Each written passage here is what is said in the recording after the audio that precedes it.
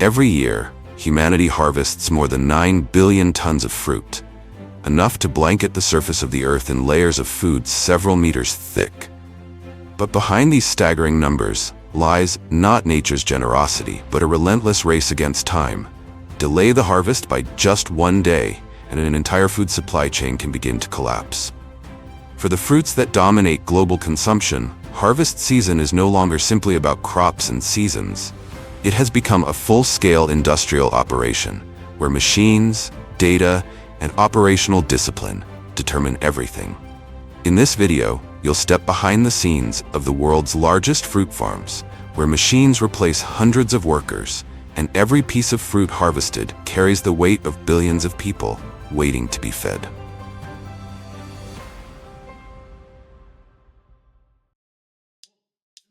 Keeping mandarins fresh for 8 full months is no simple task, because even the smallest scratch can cause the fruit to spoil completely. Yet it was precisely this challenge that pushed Spain to transform its Mediterranean valleys into the largest fresh mandarin export hub in Europe.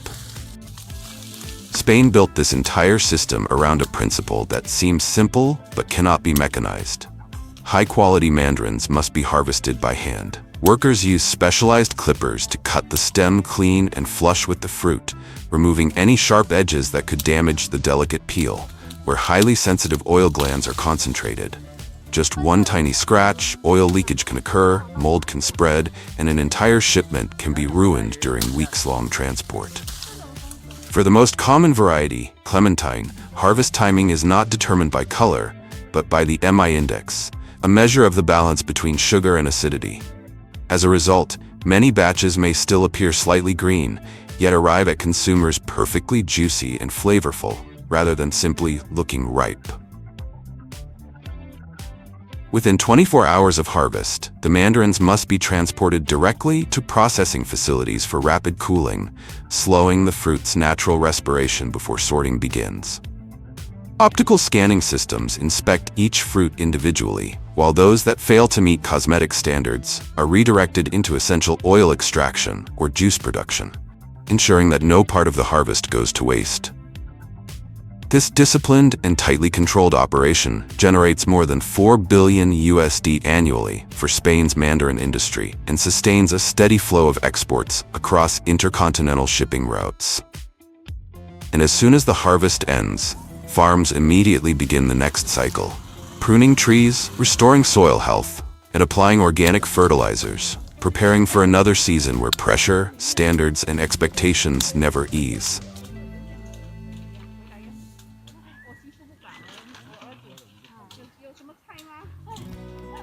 Also in Spain, in the Murcia region, peach orchards enter harvest season as early as May, with shades of red spreading across the trees, a sign that anthocyanins, natural antioxidant pigments, have reacted perfectly with the Mediterranean sun.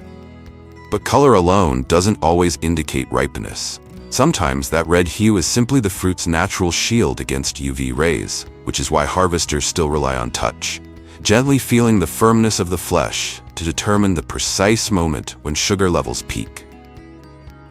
Today, more than 90% of premium fresh market peaches must still be harvested entirely by hand. The fruit is simply too soft and too delicate. Even light pressure from a fingertip can damage its internal structure, triggering oxidation that causes the flesh to brown almost instantly. As a result, a skilled worker harvests only about 300 peaches per hour. Following strict technique, cradling the fruit in the palm and gently twisting it free, rather than pulling or snapping, which could tear the fragile skin. Immediately after leaving the tree, peaches are rushed to processing facilities for rapid heat removal.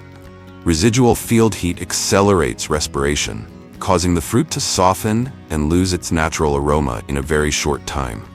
At the plant, peaches are washed and their core temperature is lowered to 0.2 degrees Celsius within less than 2 hours, effectively locking in freshness before they enter the cold supply chain.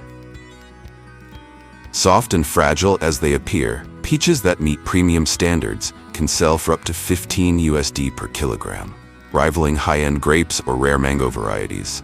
And to ensure that no part of the harvest is wasted, fruit that fails to meet cosmetic standards is redirected into jams, canned products, or seed oil extraction for high-end cosmetics, allowing the value of each peach to be fully realized in different forms.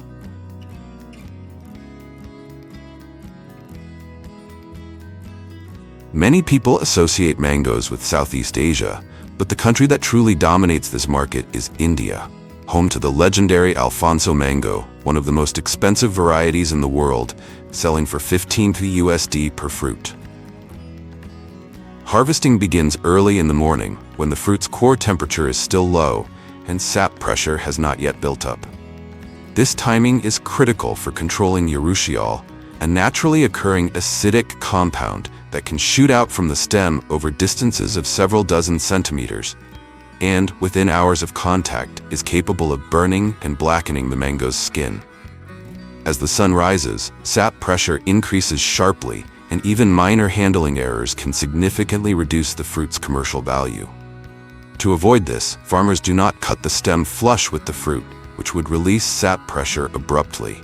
Instead, they use long harvesting poles and deliberately leave a stem segment about 5 centimeters long. This remaining stem helps isolate the acidic sap, minimizing direct contact with the mango's sensitive skin. Positioned beneath the cutting blade is a fabric-lined catching net, ensuring the fruit lands gently and eliminating impact damage that could compromise the internal flesh.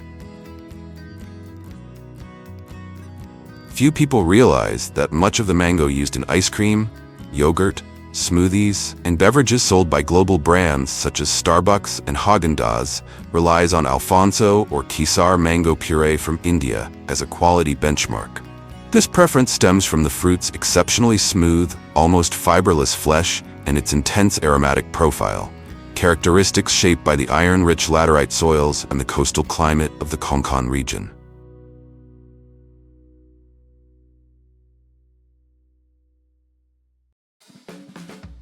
Among the many tropical fruits consumed worldwide, pineapple stands out for having one of the longest growing cycles. Each plant requires nearly 2 full years to produce a single fruit that meets commercial standards. Typically from March to July, harvesting in steep terrain must be done entirely by hand. Farmers use a firm, backward wrist motion to snap the fruit free, then pass it from hand to hand before loading it onto transport vehicles. While the process appears simple, it demands extreme endurance. Workers must wear full protective gear to guard against razor-sharp pineapple leaves and bromelain, a powerful enzyme capable of eroding skin and even removing fingerprints after prolonged exposure. Today, productivity has been pushed to new limits through semi-mechanized harvesting systems.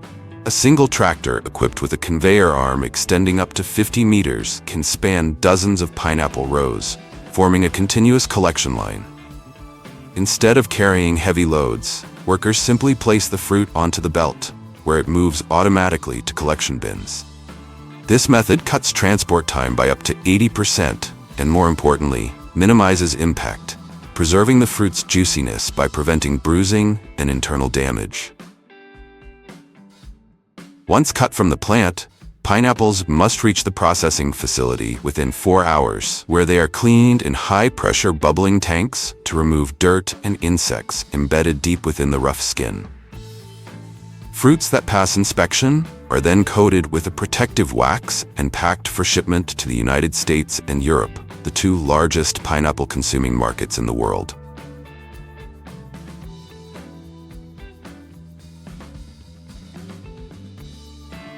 In California, where a Mediterranean climate allows harvests to rotate almost year-round, the state is known not only for almonds and pistachios, but also for producing more than 6 million tons of grapes per season, placing American agriculture in direct competition with the long-established wine empires of France. In premium table grape vineyards, the top priority is flawless appearance and maximum shelf life.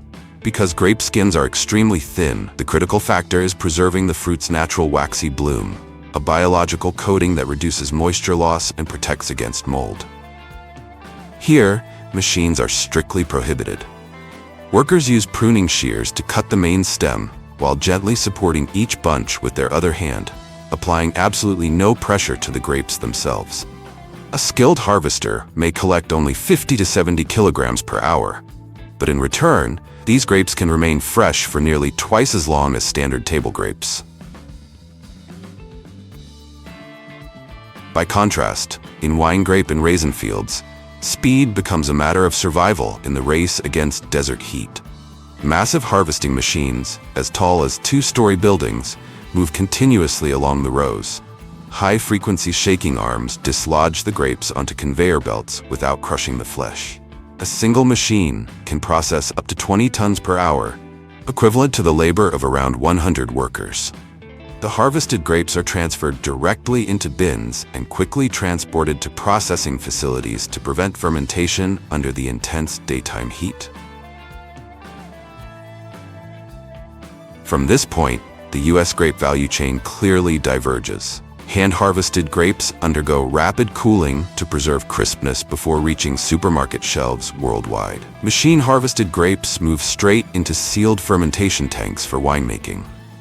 Thanks to strict operational control, every output, from fresh grapes and raisins to wine, meets precise standards for sugar content and quality, turning grapes into an industry worth over $5 billion USD annually.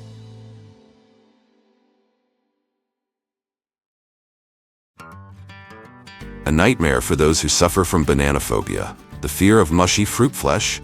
Bananas nonetheless remain the most consumed agricultural product on the planet, with global production exceeding 100 million tons per year.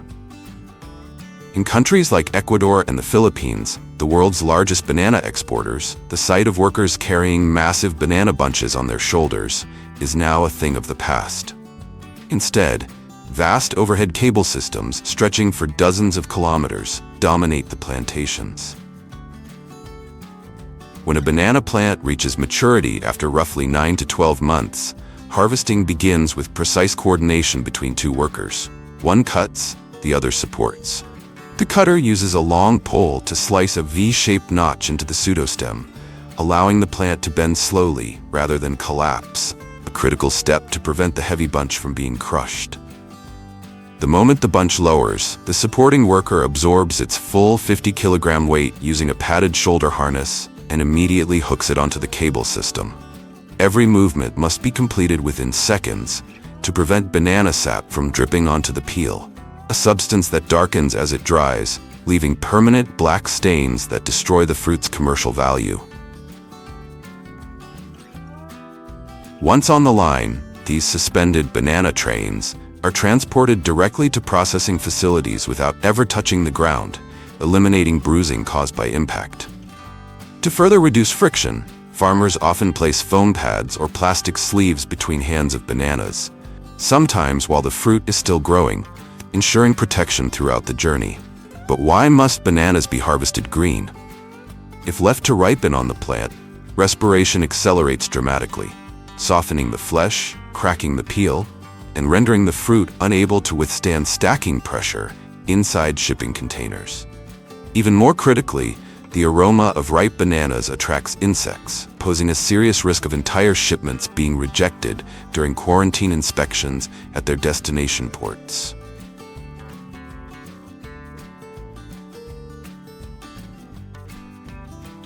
And now, we arrive at the undisputed heavyweight champion of global fruit consumption, watermelon, the single most consumed crop by weight in the world, accounting for nearly 10% of total global fruit consumption, with annual production exceeding 100 million tons. Because watermelons do not continue to ripen after being harvested, the process begins with determining maturity using 3 practical signs. The tendril nearest the stem has dried out, the yellow spot where the fruit rests on the ground has darkened, and most importantly, sound. Skilled harvesters need only tap the rind lightly. A deep, hollow tone signals dense, juicy flesh, while a sharp, higher-pitched sound indicates the fruit is still underripe. As summer arrives, typically from May through August, watermelon fields enter peak harvest season. To maximize speed while protecting the fruit's core, farmers often rely on a human relay system, standing in long lines and passing watermelons hand to hand in a continuous flow. Though it may appear primitive, this manual technique is remarkably effective. The flexibility and coordination of experienced workers absorb impact forces, eliminating the shocks that could bruise the flesh before the fruit ever reaches consumers. Immediately after leaving the relay line, one of the most critical technical stages begins: transport from field to truck. With a water content of up to 92%, watermelons are extremely heavy, typically weighing 5 to 10 kilograms. Yet their rinds are surprisingly sensitive and prone to cracking under strong impacts. In reality, China is not only the world's largest producer of watermelons, but also its largest consumer, accounting for more than half of global production to meet the population's immense demand for hydration during hot seasons. Containing nearly twice the lycopene of fresh tomatoes, along with abundant vitamins A and C, watermelon is not merely a dessert fruit, it is a vital source of water and essential nutrients.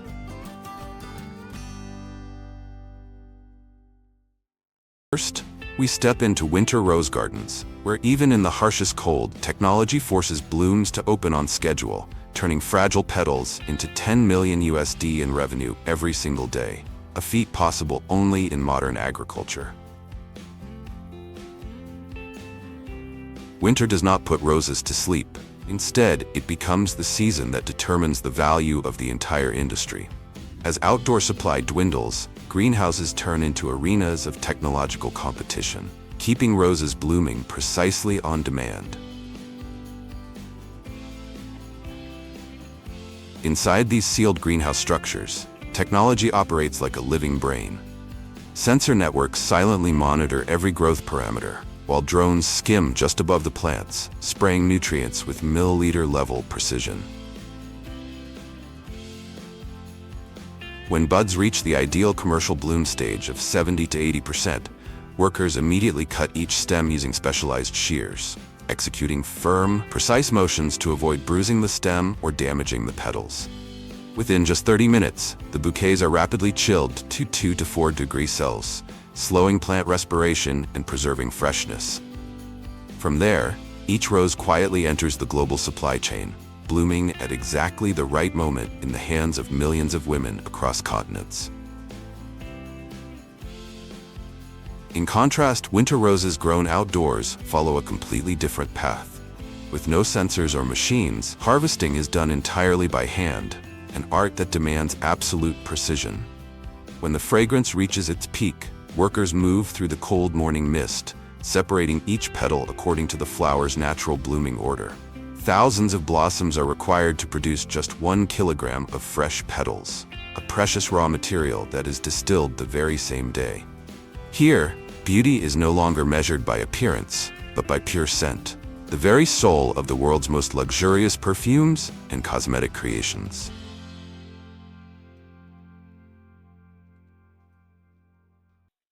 Leaving behind the winter rose gardens of Florida, we now turn to Japan, where persimmon orchards enter a short but explosive winter harvest season, generating more than 300 million USD in revenue in just a few weeks. In October, as entire orchards shift into vivid shades of orange and red, the golden harvest season officially begins. During this window, each persimmon variety demands a distinct harvesting method. For thick-skinned, low-canopy varieties, growers spread soft mats beneath the trees and gently shake the branches, allowing the fruit to fall safely without impact damage. In contrast, fully ripe, thin-skinned persimmons must be picked entirely by hand, one fruit at a time, to preserve their smooth, taut skin. For ancient persimmon trees, reaching 6 to 7 meters in height, workers climb ladders or the branches themselves, using long-handled shears to cut each fruit with precision and safety.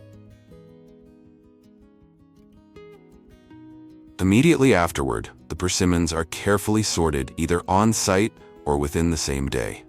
Soft, sweet fruit is sent directly to market for fresh consumption, while more astringent persimmons are transferred to processing facilities to be made into air-dried hoshigaki.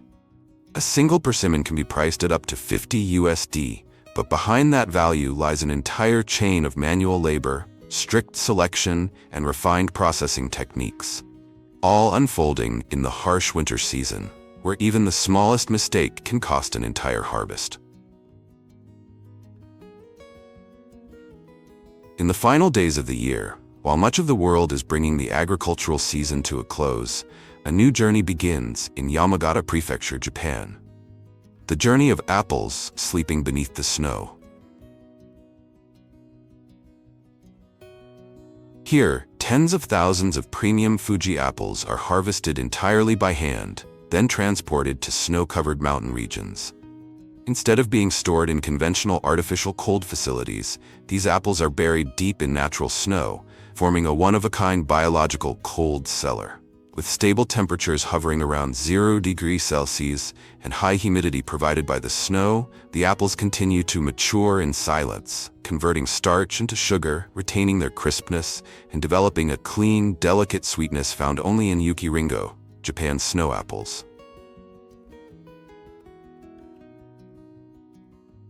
By late March, when the snow begins to melt, each crate of apples is carefully unearthed. Production is extremely limited. It takes thousands of apples to select a single export-grade batch, which allows snow apples to command prices 3 to 5 times higher than ordinary apples. Japanese snow apples, Yuki Ringo, are not merely a premium agricultural product, but a symbol of a farming tradition defined by precision, patience, and deep respect for nature. In ancient Egypt, garlic was not just a seasoning. It was used as payment for the workers who built the pyramids. Today, what was once known as white gold has become one of the world's most important winter crops, with global annual production reaching nearly 30 million tons. Each year, as winter enters its final weeks and the dry cold begins to retreat, garlic reaches its critical harvest window, when the leaves have fully yellowed and the bulbs achieve optimal dryness. At this precise moment, garlic is not harvested by the massive machines used for potatoes, but by compact, specialized systems engineered for accuracy down to every movement. First, a slender blade glides beneath the cooled soil at a calibrated depth, gently lifting the bulbs in a controlled motion. Next, a vibration mechanism activates in a steady rhythm to shake off excess soil, while the dried stalks are cleanly separated and returned to the field. Under favorable conditions, a single machine can harvest 10 to 20 tons per day, transforming winter fields into a steady, uniform flow of raw material for an industrial processing chain that operates with precision and decisiveness.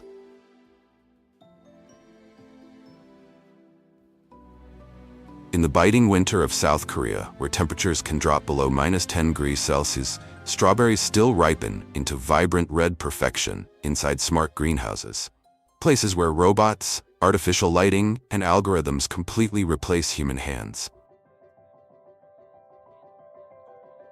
Inside these winter greenhouses, strawberry harvesting robots do not rely on touch, but on data and algorithms.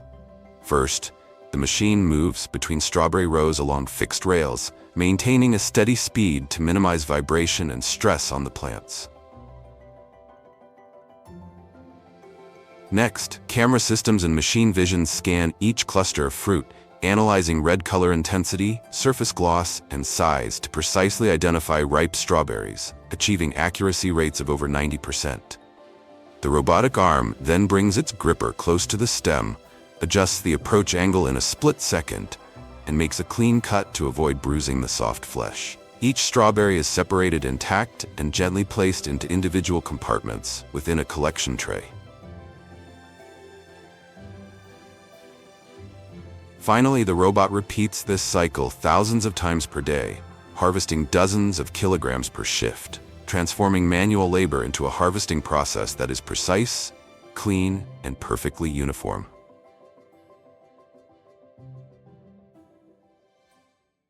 Known as the sugar factory of winter, sugar beets are the silent backbone of the temperate sugar industry, contributing nearly 20% of global sugar production. Sugar beets are typically harvested when temperatures hover around 0 to 5 degrees Celsius, a unique window when most other crops have already reached their growing season.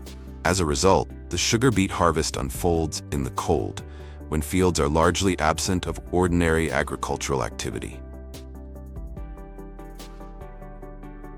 When the harvesting machines enter the fields, the entire process is organized like a continuous production line. First, high-speed rotating blades at the front cut away the green tops, clearing the field surface for the lifting stage. Next, the lifting system descends to a precisely calibrated depth, separating the beets from the heavy soil and raising them with evenly distributed force to minimize surface damage.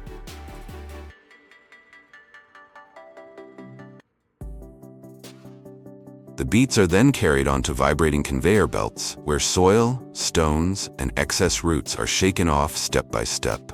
The cleaned beets continue through multiple conveyor levels before dropping into a large onboard storage hopper.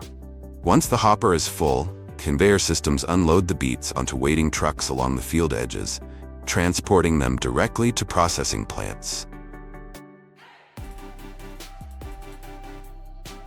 Throughout this short but intense harvest season, machinery, transport trucks, and sugar factories operate around the clock to ensure the entire crop is processed in time.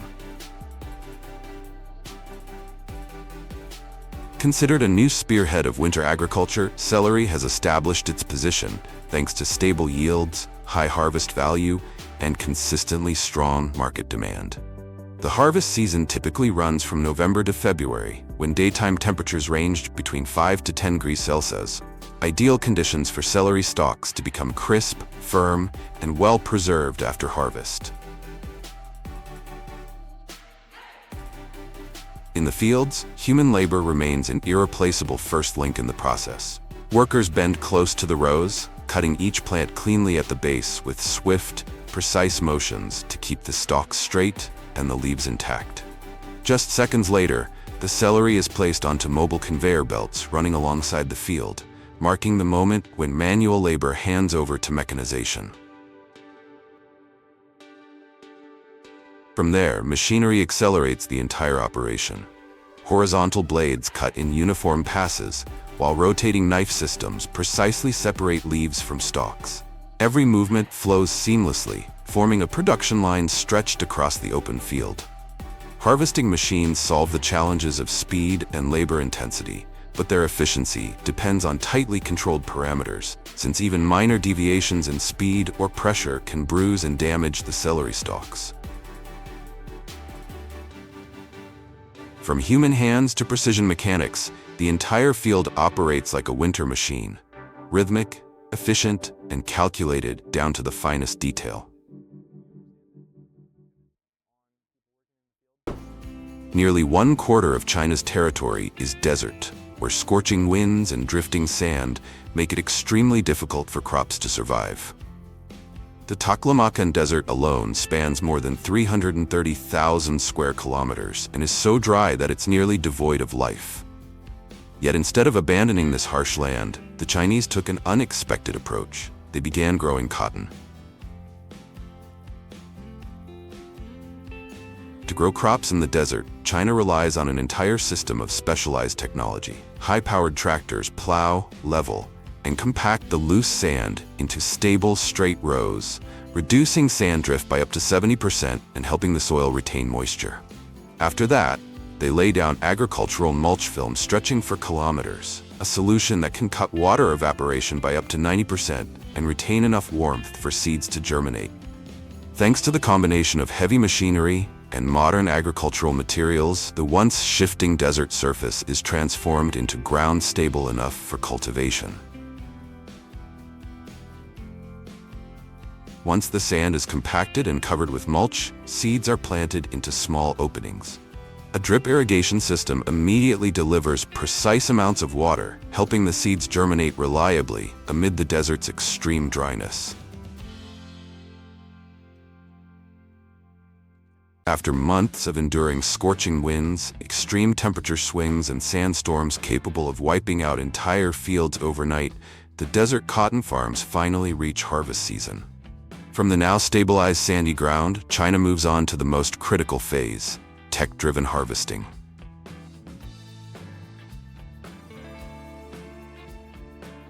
Bright red cotton harvesters, from Tianya machines to the John Deere CP690, advance in perfect formation like a mechanized army, sweeping across thousands of hectares. Each machine handles 10 to 12 tons of cotton per hour and compresses it into dense modules within minutes. With GPS, ground sensors, and automated control cabins, entire fields stretching tens of square kilometers require only 3 to 5 engineers to monitor everything remotely. Lacking the fertile land that the United States possesses, China has been forced to build its advantage through technology, turning deserts into industrial-scale agricultural production lines.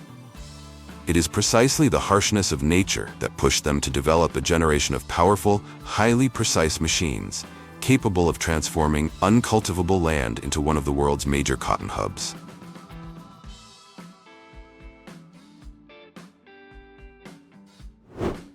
Leaving behind the white cotton fields of the harsh desert, we continue our journey to lush green rice paddies, where the power of machinery and automation is reshaping the way humans farm.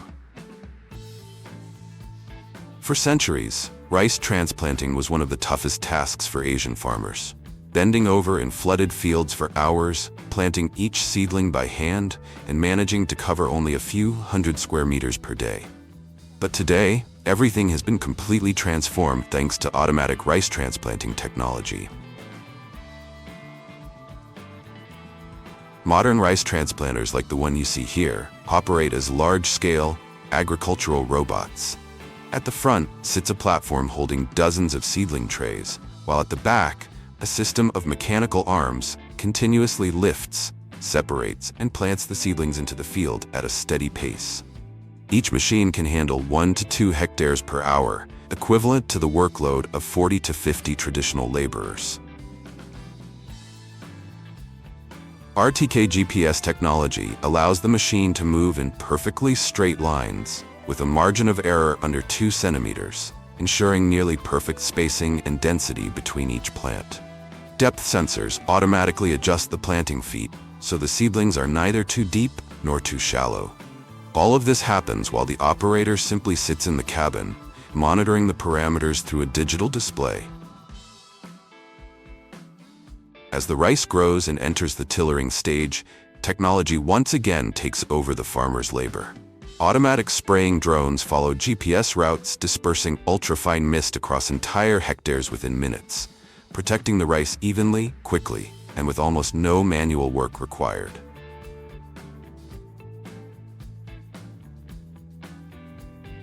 And as the green rice seedlings grow taller, the paddies turn golden.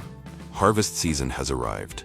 Unlike wheat harvesters in the United States, which operate on dry, flat, and firm fields, rice harvesters must work under completely opposite conditions: deep mud, soft ground, low traction, and a high risk of getting stuck.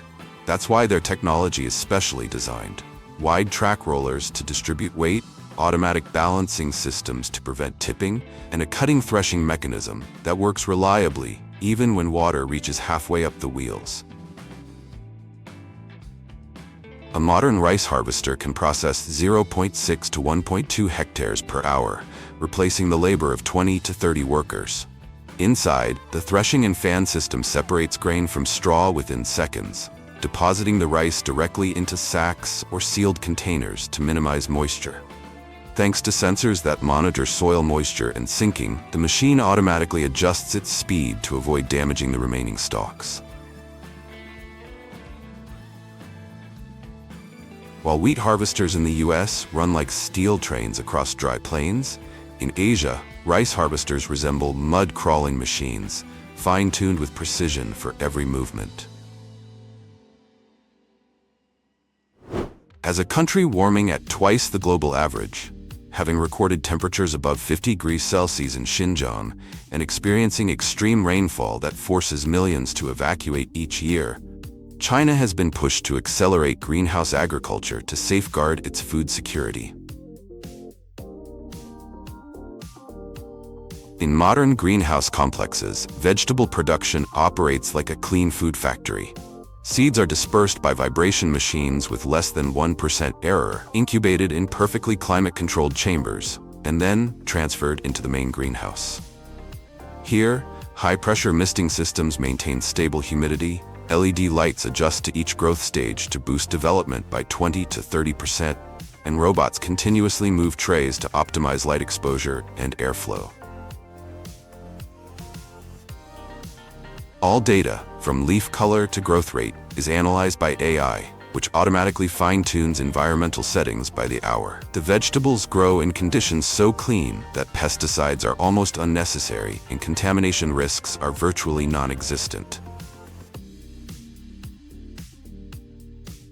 When harvest time comes, robots pull the trays into a sealed processing area where the produce is washed, sorted, and packaged immediately. The entire journey from seed to table remains within a fully controlled technological chain, reflecting the advancement of Chinese agriculture amid an era of harsh climate conditions.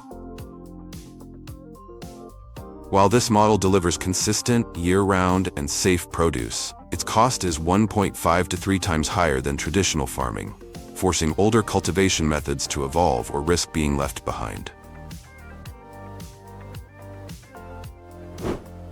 Under the pressure of harsh climate conditions and a surging demand for clean food, China is not only building vegetable factories inside greenhouses, but also deploying robots directly into the fields, replacing labor-intensive, sweat-driven tasks with precise, fully automated systems.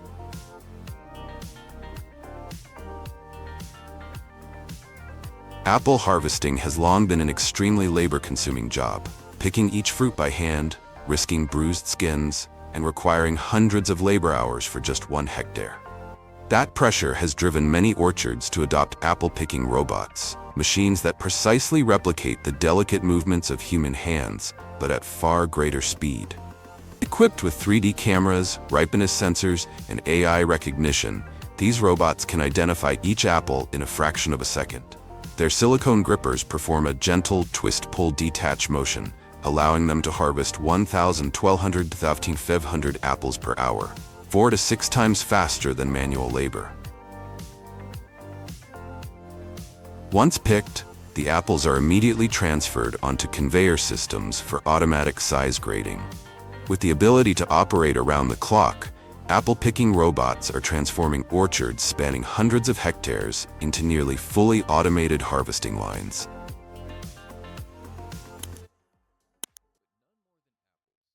Everything begins on the vast grasslands of South America, where crossbred zebu cattle are raised for more than 2 years to develop firm, finely grained muscle with a natural balance of fat and leanness. From there, they enter the processing lines, where salt, heat, and pressure are controlled with meticulous precision to transform raw, lean cuts into solid, compact blocks of corned beef, ready for canning before appearing on the shelves of thousands of supermarkets worldwide.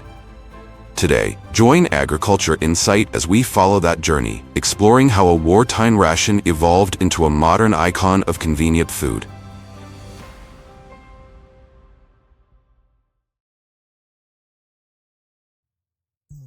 Here's a fun fact. Mention corned beef, and roughly 80% of people, even in the US, the UK, or Ireland, assume it has something to do with corn. In reality, there isn't a single kernel of corn in corned beef. The word corned comes from the Old English phrase corns of salt, referring to the large, corn-sized salt crystals used to cure the meat, the key technique that allowed beef to be stored for months before refrigeration existed. Compared with fresh beef, corned beef retains the same protein content but is noticeably saltier due to the deep curing process. This very trait made it responsible for more than 20% of the protein intake of British and American troops during World War II. The famous Frey bento cans not only sustained Allied forces, but became so strategically important that Nazi Germany sought every possible way to disrupt the supply lines carrying them. Today, Brazil, Argentina, and the United States form the 3 powerhouses dominating the global canned corned beef market.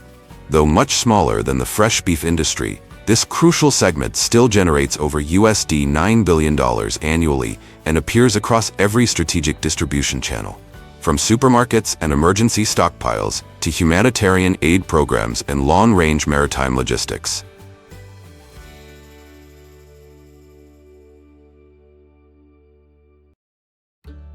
And now let me take you to South America, the heartland of zebu cattle, where more than 80% of Brazil's national herd is raised on vast savanna pastures stretching for thousands of kilometers.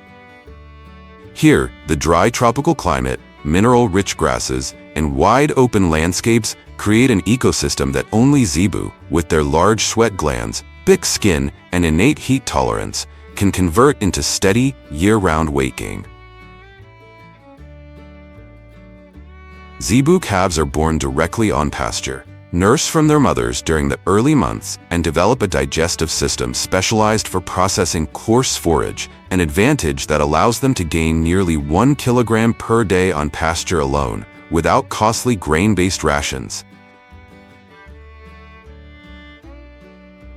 At around 18 months of age, when they approach 400 kilograms, they enter the final acceleration phase, focused on building muscle mass, tightening firmness, increasing lean meat yield, developing long muscle fibers, and maintaining structural stability, all ideal characteristics for industrial processing and large-scale production.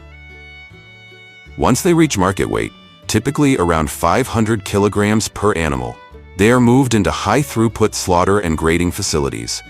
The result? Brazil, powered by the Zebu Foundation, exports over 2.3 million tons of beef annually, securing its position as the world's largest supplier to beef processing systems, including the global corned beef production chain.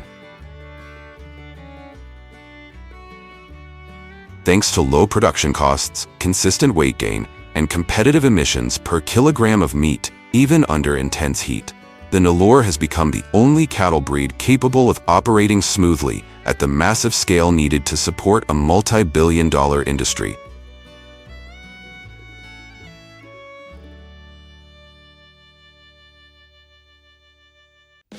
Leaving the pasture, the cattle officially enter a pivotal stage of transformation. From a living organism into the foundational raw material that begins the entire corned beef production process within the factory. At the start of the process, the cattle are placed in a restraint box and rendered unconscious using a captive bolt gun, aimed precisely at the center of the forehead. The shot instantly disrupts central nervous activity, causing the animal to lose consciousness almost immediately and feel no pain. This step is designed to ensure the highest level of humane slaughter. After the hide and internal organs are removed, the massive beef carcass, weighing hundreds of kilograms, is lifted onto the splitting line, where steel and precision meet in every cut. Industrial bandsaws, running at about 3,000 revolutions per minute, slice cleanly through the thick backbone while maintaining a straight, smooth, and perfectly aligned cut. Guided precisely along the spinal axis, the carcass separates into two symmetrical halves in both shape and muscle structure. This splitting step allows the meat to chill faster, handle more easily, and be butchered with greater accuracy, ensuring that every process afterward runs efficiently, consistently, and to the highest quality standards. After the carcass processing stage, the operation moves into the butchering phase, the direct foundation for corned beef production. Around 70% of the raw material comes from the brisket, the front chest area where the muscles work constantly as the animal stands and moves. This gives the meat thick, coarse fibers interlaced with marbled fat, creating its signature juiciness and rich flavor. The remaining portion mainly comes from the hind leg muscles, rich in connective tissue and collagen, components that help the meat hold its shape, stay tender, and develop a gelatinous texture during long cooking. Selecting the right muscle groups not only determines the tenderness, texture, and flavor absorption of corned beef, but also showcases the butcher's anatomical precision and refined knife sense. Those who can identify each muscle group simply by the grain's direction and the meat's subtle elasticity.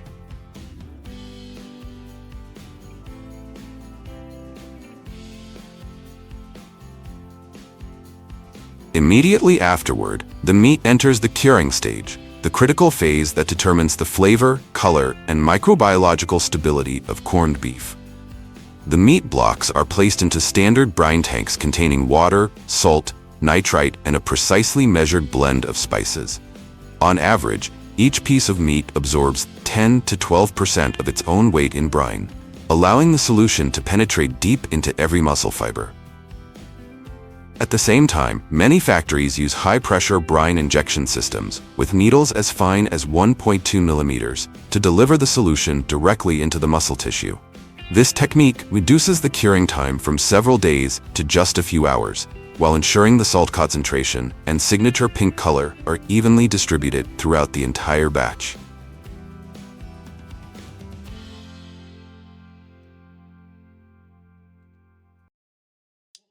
After the curing phase, the meat moves to the heating stage, where the entire marination process is activated and completed. The beef blocks are slow cooked in industrial steam kettles for 3 to 5 hours, depending on the thickness and muscle structure of each cut. Throughout cooking, the temperature is tightly controlled, maintained at a minimum of 70 degrees Celsius, the ideal point for protein coagulation, moisture retention, and the conversion of collagen into gelatin, which gives corned beef its signature tender, springy texture. Surrounding steam ensures even heat distribution, preventing surface drying or fiber shrinkage.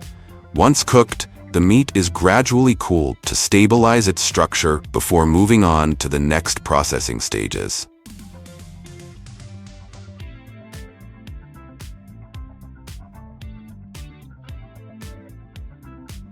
After cooking, the process moves to the product forming stage, where the final texture of the corned beef is defined. Here, the meat is fed into an industrial shredding machine, equipped with dual augers rotating at over 1,800 revolutions per minute, combined with high-speed cutting blades that tear the fibers along their natural grain. The process is powerful enough to separate the strands, yet gentle enough to retain elasticity and internal moisture, ensuring that the meat inside the can remains loose, juicy, and authentically textured, much like hand-pulled beef.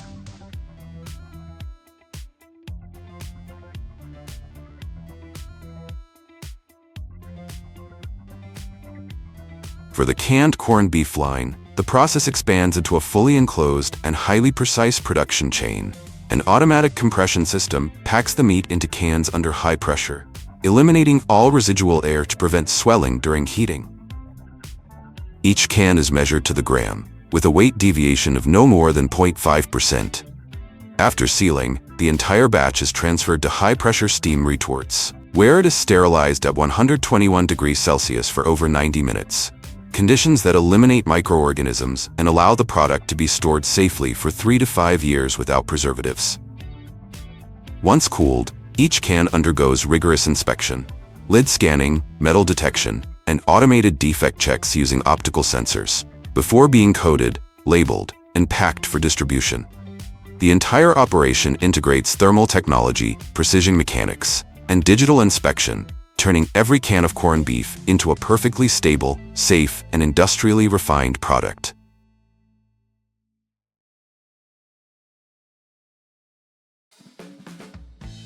Another approach is that, after marination, instead of being sent directly to the cooker, the meat is fed into a cutting machine, where rotating spiral blades slice it into uniform chunks.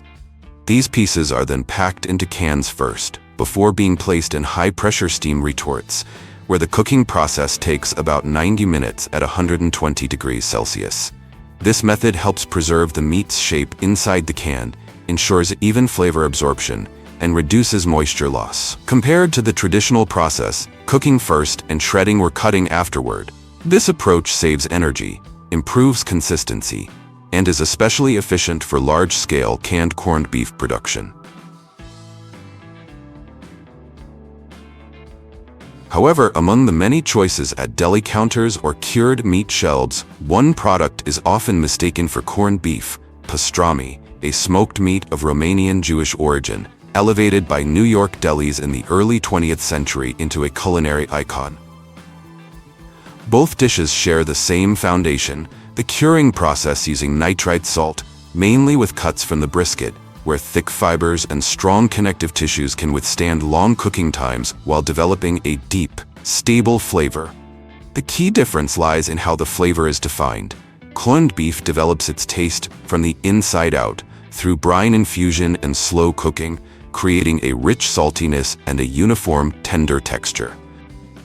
Pastrami, by contrast, builds flavor from the outside in, coated in a dry spice rub, smoked at low heat to form a dark crust and layered smoky aroma, then steamed to achieve tenderness. The result is two distinct experiences, born from the same roots. In New York delis, pastrami is sliced fresh and served hot, releasing its full aroma and silky texture, while corned beef serves a different role, built for stability, longevity, and consistency, forming the backbone of the global canned meat industry for nearly a century.